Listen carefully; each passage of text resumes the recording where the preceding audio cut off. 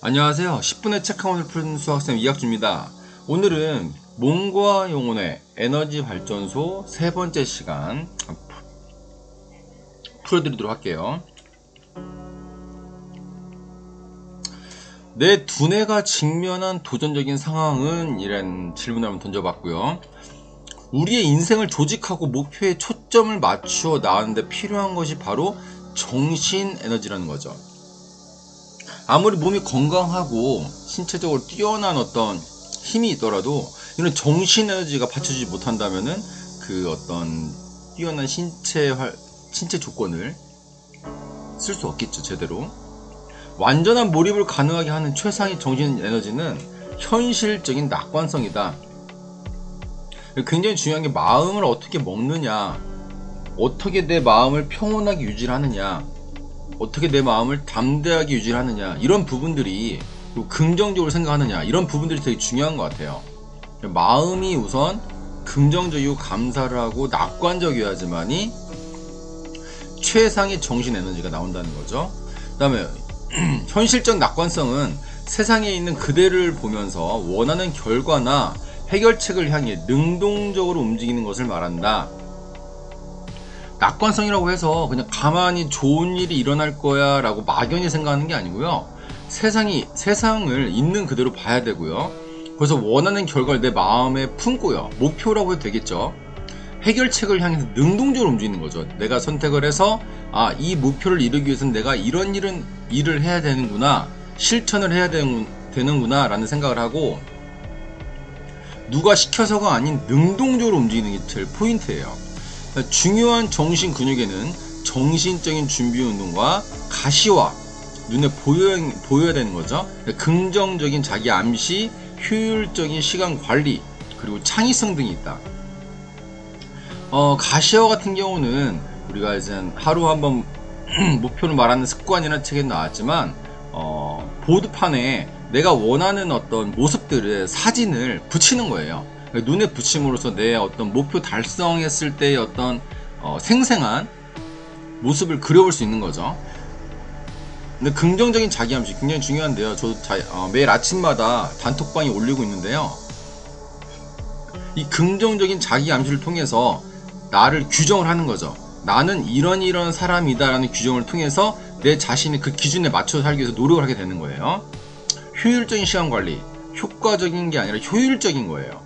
굉장히 중요한 포인트인데요. 효율적이라고 해서 많은 일을 짧은 시간에 하는 게 아니고요. 중요한 일을 제대로 끝마치는 게 효율적인 시간 관리입니다. 그 다음에 창의성, 남이 생각하지 못하는 것들을 창의적으로 생각할 수 있는 부분들. 우리가 어떤 일상생활이든 사업을 하든 무슨 일을 하시든 간에 창의성 굉장히 중요한 원동력이 되는 부분이고요. 계속해서 정신적인 채널을 바꿔주면 좌뇌와 우뇌가 모두 활성화되어 능력이 향상된다. 예를 들면 그런 거죠. 꼭 독서를 하더라도 자기 개발서만 있는 게 아니라 시도 읽어보고요. 소설도 읽어보고요. 이런 식으로. 그리고 이제 우리가 젓가락질을 오른손잡이는 오른손으로 하는데 왼손으로도 해보고요. 그러니까 우리가 해보지 않았던 일들을 한번 해보는 거예요. 불편하지만 좌뇌와 우뇌의 활성화를 위해서 해보는 거죠. 신체적인 운동은 두뇌의 인지 기능을 자극한다. 그러니까 신체적인 운동이 굉장히 중요하다는 거예요. 저도 이제 아침마다 걷기와 푸시업을 하고 있는데요. 하루 일과 중에서 틈틈이 스쿼트도 같이 하는데요. 이 두뇌와 연결된다는 거죠. 그래서 운동하시는 뇌라는 책도 보면은 운동을 해야지 뇌가 활성화가 된다는 거예요. 그래서 혹시라도 연세 드신 분들은 치매 걱정을 많이 하시는데 운동을 하세요. 운동. 특히 이젠 걷기라든가 유산소 운동 플러스 근력 운동 같이 해주셔야 됩니다. 정신적인 능력을 최대한 발휘하기 위해서는 정신 에너지의 소비와 회복 사이에 균형을 맞춰야 된다. 중요한 부분인데요. 우리가 정신 에너지를 많이 썼으면, 뭔가 집중을 해서 일을 했으면 그 일이 끝난 후에 약간의 회복, 충전 시간이 필요한 거예요. 저 같은 경우는 이제 리추얼이 나오지만 중간에 견과류를 먹는다든가 아니면 밖에 나가서 복식호흡을 한다든가 이런 식의 어떤 중간중간에 균형을 맞춰주기 노력을 하고 있고요.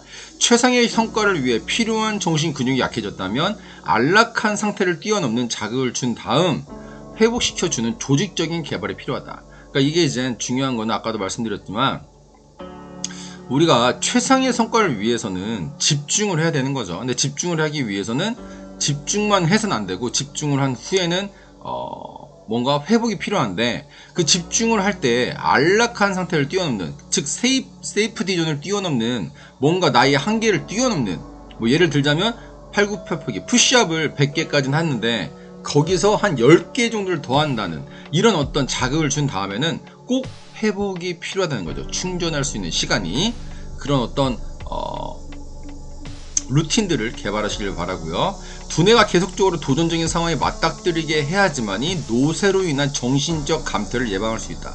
저는 이 어떤 도전적인 상황에 제일 좋은 방법이 접근성도 좋고 실천하기도 좋은 게 독서라고 생각을 합니다. 그러니까 독서를 함으로써 우리가 알지 못하지만 세계적으로 뛰어난 사람들의 어떤 마인드, 새로운 어떤 창의성, 이런 부분들을 우리가 계속적으로 공급을 받게 되는 거죠. 일종의 산소와 같은 역할을 하는 거예요. 깨끗한 산소. 이 깨끗한 산소가 공급이 됨으로써 우리 몸이 건강해지듯이 우리가 도전적인 상황을 계속 맞닥뜨리면서 우리 뇌는 새로운 산소의 공급으로 점점점 젊어지는 거죠.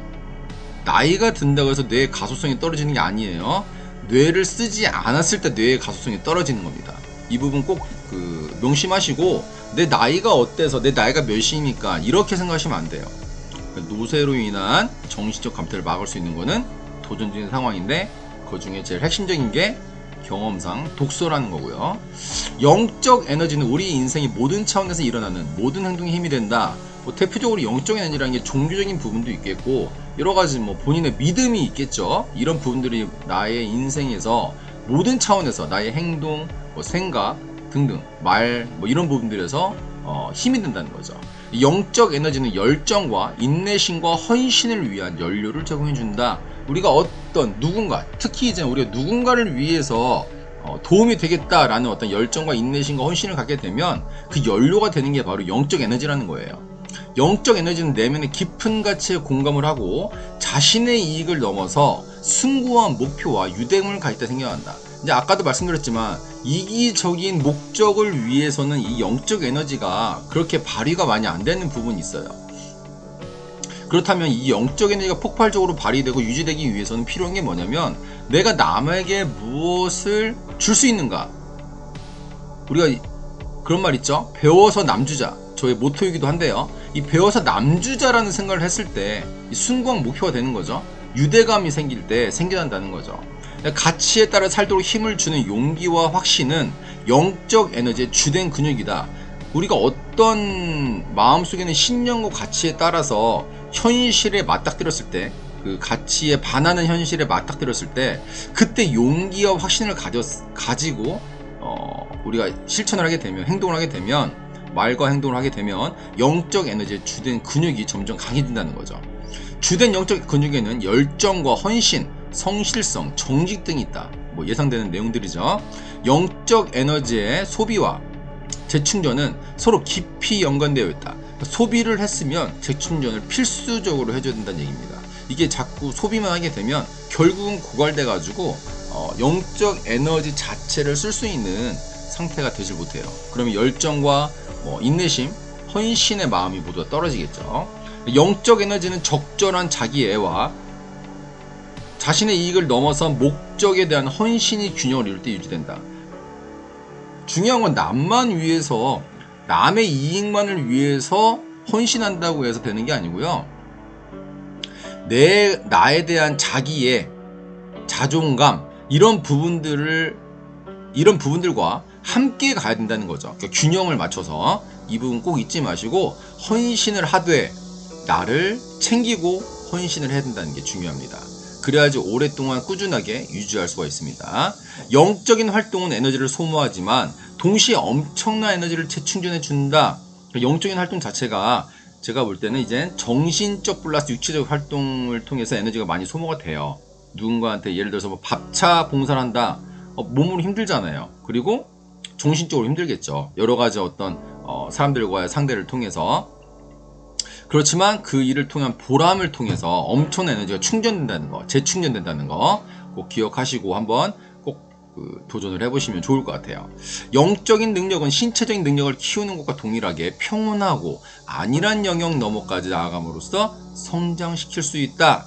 그러니까 영적인 능력은 신체 능력과 마찬가지로 우리가 더욱더 성장시킬 수 있다는 부분들. 그래서 우리가 희망을 갖고 살아야 되는 이유가요. 영적 능력이든 뭐 신체적 능력이든 뭐 정신적 능력이든 우리의 훈련과 노력을 통해서 발전되고 성장될 수 있다는 게 제일 중요한 것 같아요. 영적 에너지는 빈약한 신체 에너지라는 한계를 뛰어넘어 발휘되기도 한다. 이런 부분들 많이 이제 매체를 통해서, 언론 매체를 통해서 보시겠지만 장애의 몸을 가진 분들이 오히려 정상인들에게 힘을 주는, 그리고 용기를 주는 이런 어떤 내용들을 많이 보셨을 거예요. 특히 저 이름이 정확히 기억이 안 나는데요. 부부빛인가요? 하여튼 그분이 팔, 다리 다 없잖아요. 근데 강연을 하시면서 정상인들에게 힘을 주고 계세요. 그러니까 신체 에너지의 한계가 있다 하더라도 영적 에너지가 충만하다면 충분히 뛰어넘는다는 거죠, 한계를. 오늘 이제 여러 가지 이제 정신적인 부분과 영적인 에너지에 대한 부분을 나눠봤는데요. 이 영적인 에너지라는 게 참 눈에 보이진 않지만 엄청난 에너지를 갖고 있는 거고요. 이 영적 에너지를 잘 개발한다면 신체적 에너지뿐만 아니라 정신적 에너지도 성장시킬 수 있는 가장 근본이 되는, 기본이 되는 에너지라고 생각하시면 될 것 같아요. 그래서 자기 마음속에 있는 가치와 신념을 믿는 힘, 이 부분을 키우시기를 응원하고요. 바랄게요. 오늘도 함께 해주셔서 감사드리고요. 오늘도 행복을 선택하시는 하루 되세요. 감사합니다.